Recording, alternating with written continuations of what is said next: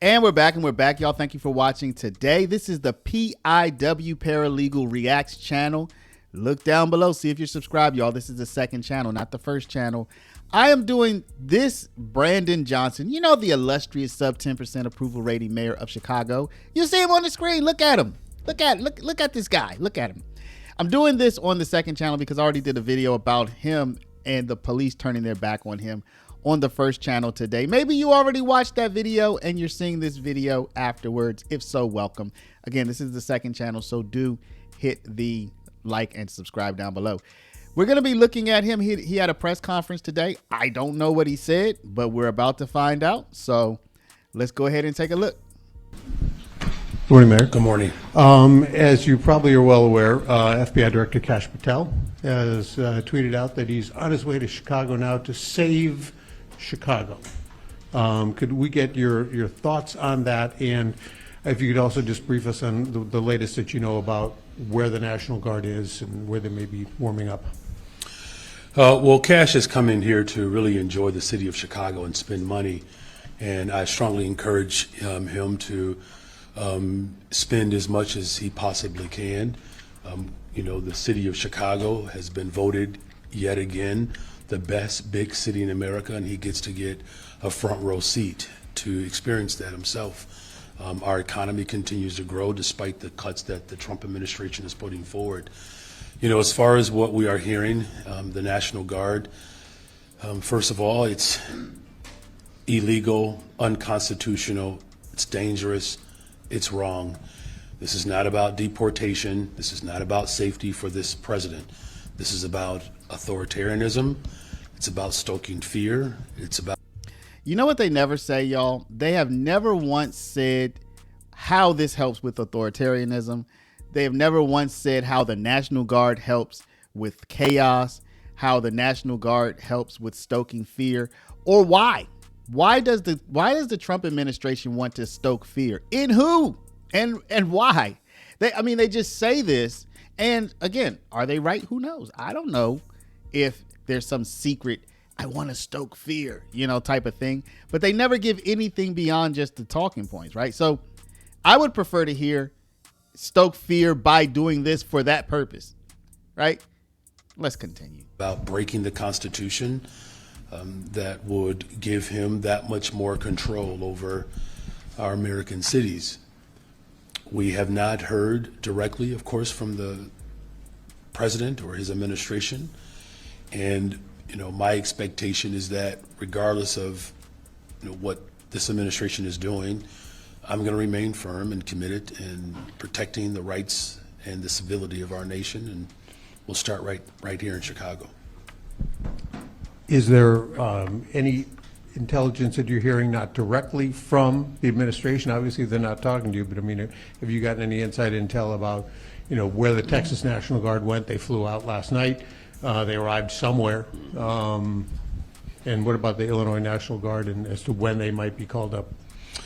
Right. So we do know that much like what we've seen in other parts of the country, there's a process that the National Guard goes through before they're actually released into the streets of Chicago. He looks scared, y'all. You know, but what's really disturbing about all of this is that the National Guard, they have no policing authority or any policing powers. It's not what they're trained to do. And so, you know, the intel that we have received, obviously, is that this president is determined to federalize the National Guard and to occupy our cities with the military. It's unconscionable, it's unthinkable, but this is America today, and we're going to do everything in our power to ensure that our democracy is ultimately protected.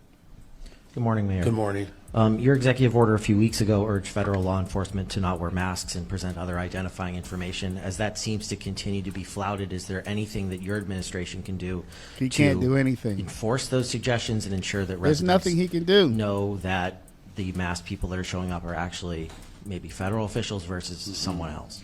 Well, first of all, residents of Chicago will know that if they're in a mask and they're disguising, that is not a local police officer. Our officers are very much identifiable.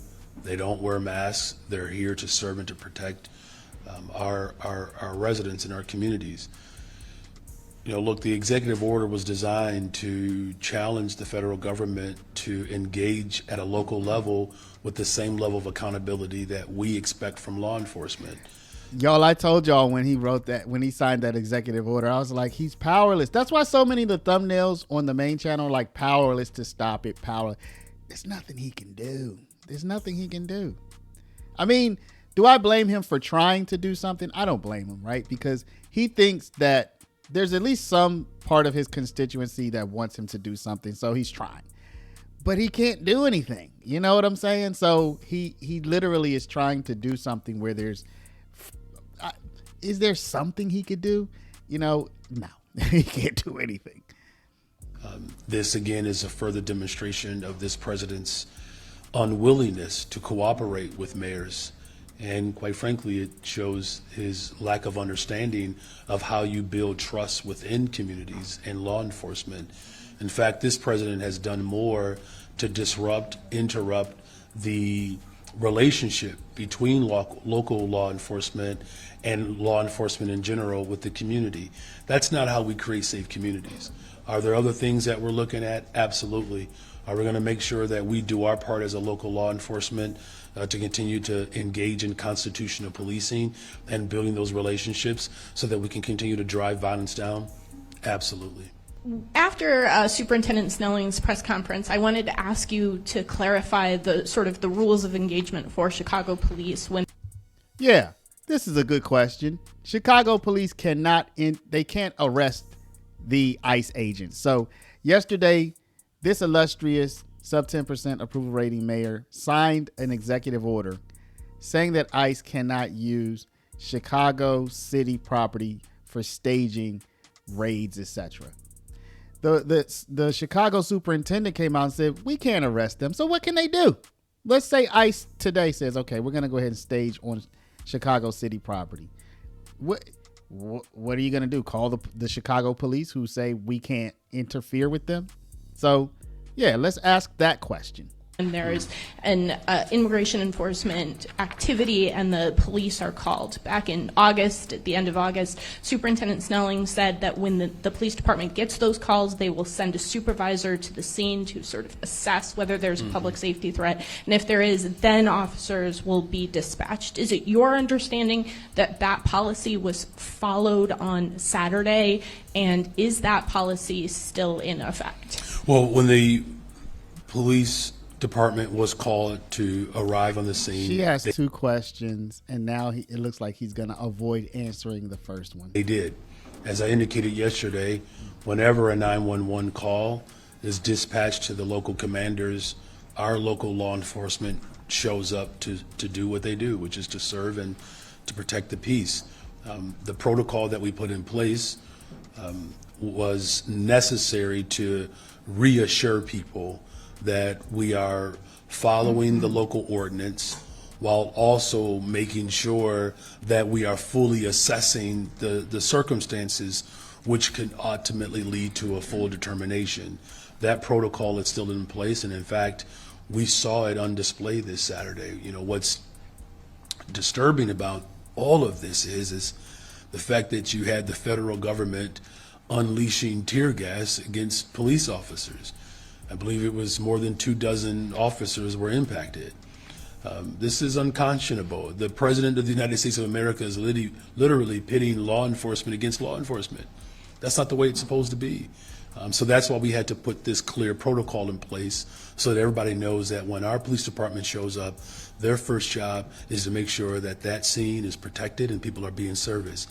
In the event that scene begins to become clear that this is an ICE operation, obviously, without a criminal warrant, our local law enforcement will not dub as federal ICE agents. You said earlier that federal agents who violate your executive order would be committing a criminal offense. I want to hear more. Civil. Well, I want to hear more about that. Do you think that they should be charged with a crime? How would enforcement on that work for the criminal component? They should be charged with a crime because it is a crime. By who? By the entity that they're violating. About to show how illustrious he is. The city of Chicago. It's a crime. Here's the thing. Anyone who commits a crime should be charged. I mean, isn't that the basic rule of what they ostensibly refer to as law and order? How do you expect people to respect your ability to carry out law and order if you don't follow it yourself? So do you want the state's attorney to charge them? I'm saying that they should be held accountable. Mayor Johnson, over the last week, I've literally interacted with over 300,000 plus real Chicagoans who say that it is hate speech for you to evoke the Civil War, to evoke bringing back the Confederacy, to say that law enforcement is a sickness, when you yourself have over 150 sworn police officers on your detail. What do you say to these people, and will you ask your 150 sworn police officer CPD detail to stand down if you and your wife Stacy are ever attacked, shot at, or rammed with a protester vehicle? Okay. Well, first of all, I'm sorry to hear that your numbers of interactions have gone down That's William Kelly, by the way, y'all. to only 300,000. Actually, millions, but Well, personally, I've which interacted one? with over 300,000. So it went down this week. No, it's going up. You just Higher than said yours, by the way. so Okay, 300,000. thank you. Thank you, Okay. William. So Thanks, so William. I think it's important to be able to make sure that to the people that you're talking to, though you're talking to less and less people every week, is that they know the truth. Here's what I've said. That the addiction on jails and incarcerations and the addiction of militarism, it is an evil. And Dr. King made that very clear. He did. And so I believe it's incumbent upon us to make sure that the real Chicagoans or the real people of America, instead of sending billions of dollars overseas, we should be spending it on the people right here in the city of Chicago.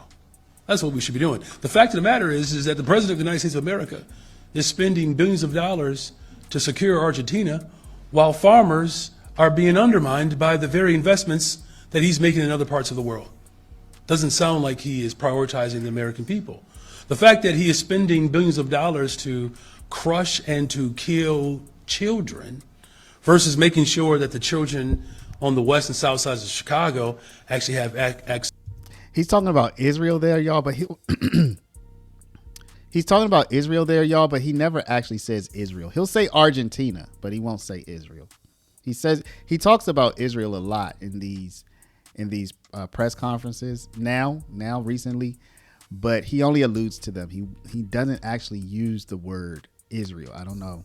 Is he afraid or what's going on with that? Access to a well-funded education system shows you that he is not interested in ensuring that the real Chicagoans or the real Americans are actually being invested in. Well, the real Chicagoans that I talk to, that I communicate with, mostly black and brown, actually, tell me that you don't seem to know the difference between illegal aliens and real Chicago citizens. They feel that you are siding with the illegal aliens over them in their communities. And Okay. sadly, William, let's get to the question. let's get to the question. The real question is simply this. I don't know how to make it any more direct. An illegal alien from Nicaragua grabbed a woman on the north side Is last a question? week, bashed her head into the sidewalk, knocked her unconscious, and raped her. If that had been your wife, Stacy, Okay, all right. We're not gonna Oh, answer it. Thank you. come back to the wife, Stacy. would you want ICE to deport her? All right. to Let's- deport let's- that let's move illegal on. alien? Yes or no? Let's move on. Answer the question as a man, not as mayor, but as a man. Would you want Yeah, thanks. Thank you. ICE to deport that rapist? Wow. All right. Taman? Okay, Mayor. that's the answer. All right, y'all, we're gonna leave it at that. William Kelly doesn't pull any punches. We were all waiting. What's gonna be the question? And he went to the wife Stacy thing. Y'all, you can see why he's illustrious. You can see why he's sub 10% approval rating. I don't know if we can see why he's the mayor. Okay, that part I don't know. But y'all, he has a job that's difficult. Like, let's be honest. Okay, like I know I make fun of him a lot, but he does have a difficult job. He has a very difficult job. He obviously has ideas in his in his mind about socialism and all this stuff that's making it even more difficult because he's trying to be a socialist leader. He looks like he wants to be a civil rights leader. The guy, you know, he's illustrious and he's sub 10%. What more can I say? Let me know down in the comments, y'all. How does this end? I mean, 3.5 more years of this. The National Guard's going in. The Chicago police is turning on him. He wants to be Martin Luther King. He wants to be the newest next coming of Martin Luther King Jr. It's just a mess, y'all. I don't know what the question is. Let's see. Let's come up with the question. How does this end? Where are we a year from now? Where are we in October 2026? We're about to have midterm elections, right? And next year we'll be just about to have midterm elections. He'll be up. No, he won't be up for re-election until the following year. Where will we be a year from now in Chicago? Let me know down in the comments, y'all. Before you do, please stop, hit the share button. Share this video out over email, text message, WhatsApp, Facebook, Snapchat, Instagram, all your favorite social media. And of course, if you're not a subscriber, please do subscribe. Y'all know this is the Paralegal Reacts channel, so look, see if you are subscribed, okay? If not, hit that subscribe button. I'm telling you again, hit the like. Thank y'all for watching. Love y'all, and we'll see you back in the next one.